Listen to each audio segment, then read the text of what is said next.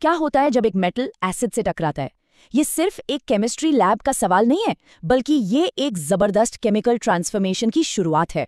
तो चलिए आज इस कहानी को डिकोड करते हैं, जो बनती है जब लोहा और हाइड्रोक्लोरिक एसिड आमने सामने आते हैं।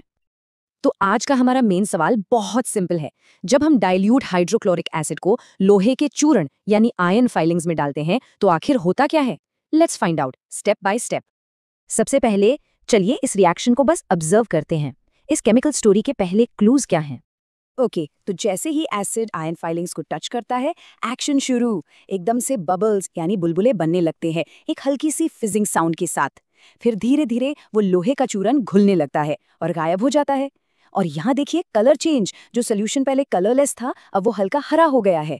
और फाइनली अगर आप बीकर को टच करेंगे तो वो हल्का गर्म महसूस होगा, मतलब इस रिएक्शन से हीट भी निकल रही है। तो ये सारी चीजें जो हमने देखी, बबल्स, कलर चेंज, हीट, ये सब रैंडम नहीं है। ये सब इस बात के पक्के इशारे हैं कि यहाँ एक फंडामेंटल केमिकल बदलाव हो रहा है, कुछ बिल्कुल नया बन रहा है। तो हमने देख लिया कि क्या हो रहा है, अब चलिए पर्दे के पीछे झांकते हैं और पता करते हैं कि ये सब क्यों हो रहा है। What's the science behind it? इसका जवाब है एक केमिकल रिएक्शन। बेसिकली ये एक ऐसा प्रोसेस है जहां एटम्स अपनी जगह बदलते हैं, खुद को रीअरेंज करते हैं। इससे होता यह है कि जिन चीज़ों से हम शुरू करते हैं वो बदलकर कुछ बिल्कुल नया बना देती हैं। सिंपल भाषा में पुराने केमिकल बॉन्ड्स टूटते हैं और नए बन जाते हैं। यहाँ देखिए, लेफ्ट साइड पर है हमारे रिएक्टेंट्स यानी हमारे स्टार्टिंग इंग्रेडिएंट्स, आयरन Fe और हाइड्रोक्लोरिक एसिड HCl। और रिएक्शन के बाद राइट साइड पर है हमारे प्रोडक्ट्स, आयरन क्लोराइड और हाइड्रोजन गैस। साफ है ना? जो चीजें आखिर में बनी वो शुरुआत वाली चीजों से एकदम डिफरेंट हैं। अच्छा, इसको समझने का एक बहुत सिंपल तरीका है। सोचिए कि हाइड्रोजन और क्लोरीन एक पार्टनरशिप में है। अब आयरन जो है वो हाइड्रोजन से ज्यादा रिएक्टिव है, तो वो एसेंशियली इस पार्टनरशिप में कट इन करता है और हाइड्रोजन को उसकी जगह से किक आउट कर देता है। केमिस्ट्री की दुनिया में इस तरह की रिएक्शन का एक स्पेशल नाम है सिंगल डिस्प्लेसमेंट रिएक्शन, यानी एक ऐसा रिएक्शन जिसमें एक ज्यादा रिएक्टिव एलिमेंट एक कम रिएक्टिव एलिमेंट को उसके कंपाउंड से डिस्प्लेस कर देता है, यानी हटा देता है। तो अब हमें पता है कि रिएक्शन कैसे और क्यों हुआ। अब टाइम है इन नए बने प्रोडक्ट्स को आमने सामने पहचानने का। तो ये हैं हमारे दो फाइनल प्रोडक्ट्स।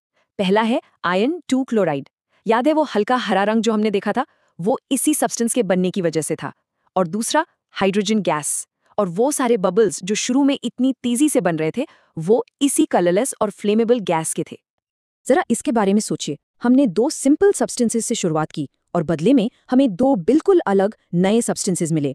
यही तो है केमिस्ट्री का जादू, एक सिंपल लेकिन पावरफुल ट्रांसफॉर्मेशन। और अब एक माइंड ब्लोइंग फन फैक्ट, ये जो हाइड्रोजन गैस यहाँ बनी है ये वही एलिमेंट है जो हमारे सूरज और बाकी सितारों को पावर देता है। मतलब एक छोटे से बीकर में वही फंडामेंटल फ्यूल बन रहा है जो पूरे यूनिवर्स को रोशन करता है। अमेजिंग है ना? तो ये पूरी जानकारी हमें एक आखिरी और बहुत इंपॉर्टेंट सवाल पर लाकर छोड़ती है। अगर लोहा हाइड्रोजन को उसकी जगह से हटा सकता है तो सोचिए हमारी रोज की जिंदगी के और कौन से मेटल्स एसिड्स के साथ बिल्कुल इसी तरह रिएक्ट कर सकते हैं। सोचिएगा जरूर।